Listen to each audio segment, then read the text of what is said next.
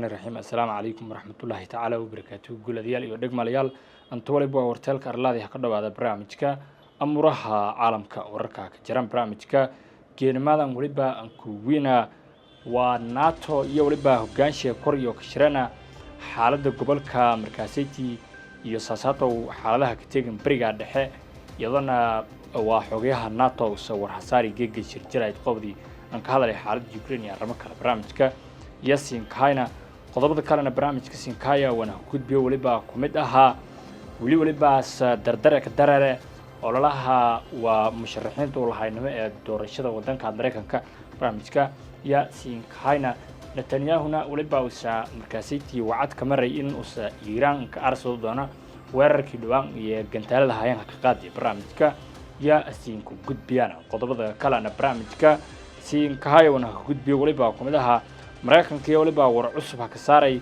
xaaladda bariga dhexe colaadaha ka dareeran Lubnaan barnaamijka yasin kaina guutooyinka hubaysan Xamaasna waliba iyo ku dhawaaqeen iyo Mareykanka Gaza ka fuliyeen ko kumid ah howlgalin kuwinay tani oo markii bilowday dagaalka markaasiti Saudi sanad barnaamijka yasin kaina dhaxal sugaha boqortooyada Saudi Carabiga waliba markaasiti ka qayb gal doona shirka BRICS oo ka dhiyow magaalada markaasiti Kazan ee dalka Ruushka sida la hakiigdi criminalka waa criminalka barnaamijka yasin kaina weerarka dhig shirkadda tiknoolajiyada iyo qalabka military Israa'iil ee Elbit iyo xarun kilata magaalada Gothenburg ee dalka Sweden waliba la sheegay in rasaas la ku furay xarunta shirkadda barnaamijka yasin ku gudbiyana qodobada kala ana barnaamijka yasin kaina wana ku gudbiyo waliba kumid aha Joe Biden iyo waliba markaasiti la hawiriyay warbaahinta reer galbeedkana sheegay inuu iska dib dhigahaya taageerada Mareykanka hay'adda Israa'iil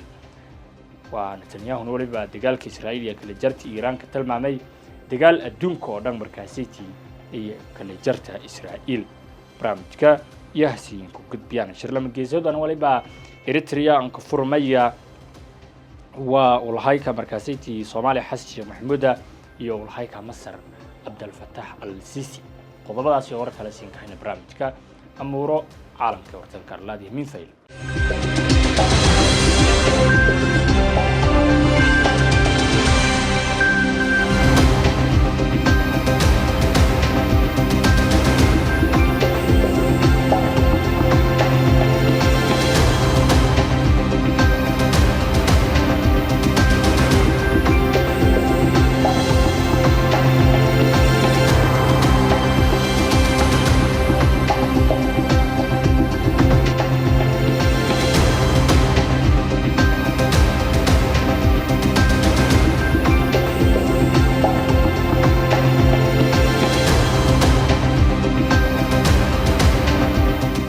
barnaamijka muro caalamka la darartana dhaxal sugaha boqortooyada Saudi Carabiga Mohammed bin Salman iyo waliba uu iska qayb gal doona shirka waa BRICS oo ka dhiyow bilan magaalada Kazan ee wadanka Ruushka saas waliba la hakiigday criminalka taasoo bedelay Saudi samatala doon wasiirka arimaha dibadda Amir Faisal bin Farhan Saudi waliba iskaashi fayl reer galbeedka oo isku horjeedaan isbahaysiga Ruushka iyo Shiinaha oo hogaamiyaan BRICS walna muuqday in markaasi Saudi soo sandagahay maqaamka shirmadaxeedka BRICS taasoo lanqaado kor talaabo isku muujow Mohammed bin Salman inuu sadaacadangaya xulufada galbeedka xilli dhawaan la filayo in Mareykanka la galay heliis difaac oo saasato damaanad qaado ama damaanad qaarad amnisiyo taasoo ay ka jartay inuu soo sandhaga xiriirka ganacsiga China barnaamijka muro caalamka la dareertan weerarna waliba la ka qaaday shirkadda tiknoolajiyada qalabka militariga ee markaasiti Israa'iil ee Elbit Longordow shirkaddan xaruntiya ka taala magaalada Gothenburg ee Sweden iyo waliba la ka qaaday weerar rasaase booliska Sweden waliba sadaqsay markaasiti meelahan nagdeen handeeran iyagona weerarka waa markaasiti hireen lan dhalinyaro oo tumishan jara oo la sheegay warbixinta Google Digga in booliska iyo injarna wala khasaare oo rasaase la ku weeraray xarunta shirkadda ka dhalatay mana may bin wal faahfaahin oo taashay ka badan booliska Sweden waliba iyo dhawaan sheegan inay koran qaadeen ammaanka hantida iyo xarumaha diblomaasiyiinta Israa'iiliyiinta ee gudaha Sweden kureed weerar markaasiti khasaare Jason oo ka dhigay safaaradda Israa'iil ee Sweden warteelada iyo baraha bulshada iyo waliba taageerada Israa'iil ayina haano dhiniga geega la ku weeraray xarunta shirkadda Elbit kuma jaan la xiriiriyo kooxda Fox Sport oo ay sheegeen inay fuliyaan howlgallada Yurub ee ka dhinaca Israa'iil iyagoo taageeraan waa Iran ma jarto walba warbixinaha ka batriniga booliska Sweden oo la sheegay in markaas ay haddii weerarkan uu sii ka dambeeya ama kooxo abaabuli Foxtrot kooxdan leero barnaamijka Arimaha Caalamka weli ila dareerta waa guutooyin hubaysan oo Xamaas iyo waliba geeg ka dhawaaqana in marinka Gaza iyo ku fuliyaan kooxo mid ah howlgallada kuwiinay tani oo markii soo bilowday dagaalka darar sanad huriyad markaasaytii reed andagaan ciidanka gaarka Israa'iil oo la dararantum iyo 9 baabur oo gaasham iyo baabur xamuule iyo la dararan askarta isla markaasna hadeeran meel horay markaasaytii diyaari walan la ka dhaway baaburka xamuulka iyo askarta saarnaan madfac garab kale ka gamow ee shawaas 1 oo le awood wal burburi korta madfac al-Yaasiin markaba baaburta kale ee gaasham ciidanka Israa'iiliya la fiirsaday madfac kale oo tundum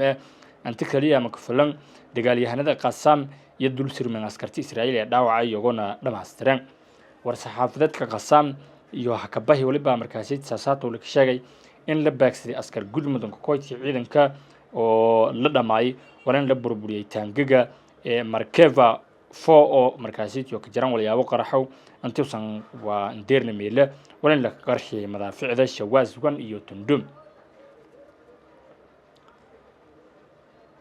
weerarkan waliba la kiyaabo inuu sii markaasii dhamashadan ka badan ay tahay deersi Israa'iil tan iyo sanadkan walana markaasii takeeday xilli ciidamada dheeraad ee Israa'iil galiyay xeerada Jabaaliya ee waqooyiga Gaza oo meela usa markaasii takadii howlgalkii oo fuliyeen Qassam walina ma bandhiga tirada dhamashada iyo dhaawaca deersi Israa'iiliyiinta barnaamijka Arimaha Caalamka ee Warteelka Arlaadi la dareertan xaaladda Lubnaan weerarada Israa'iil wadiyo xaaladda bariga dhexe waliba geega la ka hadal qaaday shirkad jaraa'idda ee markaasii Mareykanka waxda arrimaha dibadda hasaaras. As we have made clear from the outset of the Biden-Harris administration, ASEAN is at the heart of our U.S. Indo-Pacific strategy. We are committed to ASEAN's centrality, and our partnership is critical to maintaining a free and open Indo-Pacific region.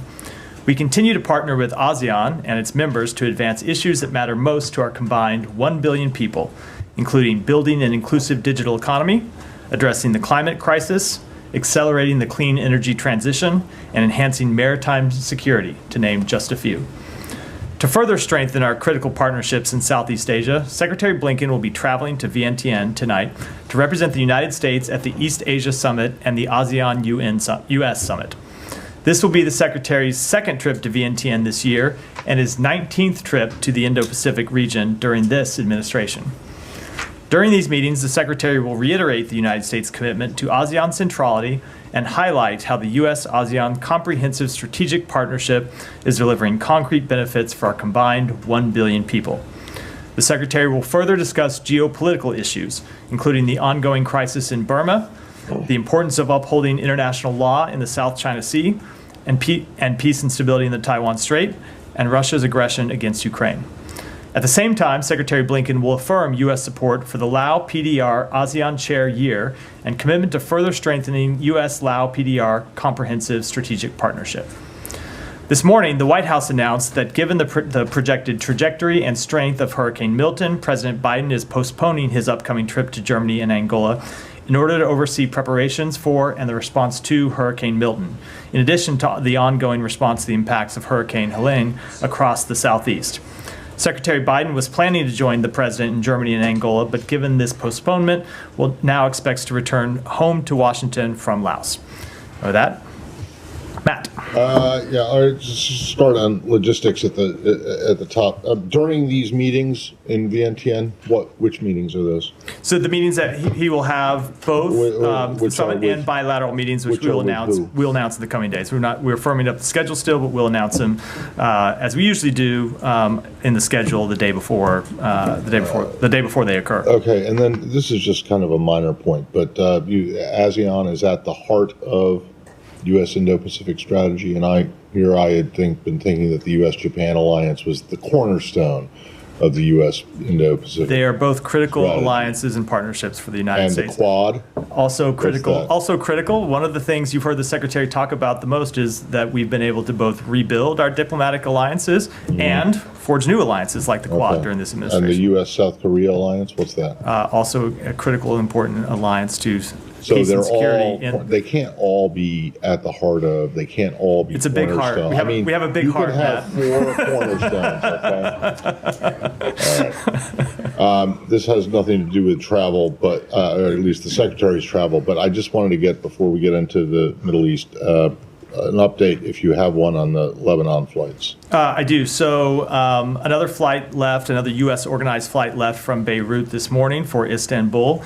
It had approximately 120 U.S. citizens, legal permanent residents, and their family members on board.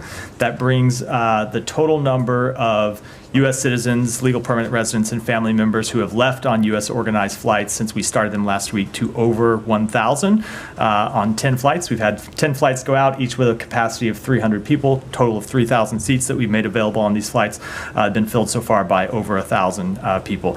In addition, with flights that have gone out on Middle East Airlines, we have now blocked over 900 seats, and we know that hundreds of them have been filled by Americans as well. All right, so 10 flights, 3,000 seats, only a third of them have been filled. Correct. My understanding is that there was one flight that left maybe last night that only had like 19 people on it. Somewhere around that, yeah. The flight last night, they varied. Last night was a very small number of people, but today we had, as I said, around 120 people.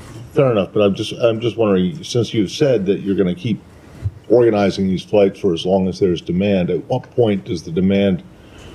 What point is demand so diminished that you think that you don't need to do them anymore? When we get to a point that there is well, let me tell you how we would generally look at it. If we get to a point where there is sufficient capacity on commercial flights that don't require us to organize these U.S. charter flights, then we would stop organizing them. We started organizing them because there wasn't sufficient capacity on the only airline that was leaving from Beirut. Even though we were able to hold seats for U.S. citizens, there weren't enough for the demand. So we've supplemented that with our own flights. If at some point we find that there's not enough demand and that the demand that exists can be filled with commercials, we would take a look at moving back to just operating commercial flights. But we don't assess we're at that point yet. And demand does shift over time based on the security situation. There's still a number of Americans who are in contact with us about wanting to leave, and so for the time being, we're going to continue these flights. How many is that? There are... waayahay guud ahaan wali baan tahay ka afmeerana barnaamijkii amuura caalamka ee warteelka arlaadi ee min fayda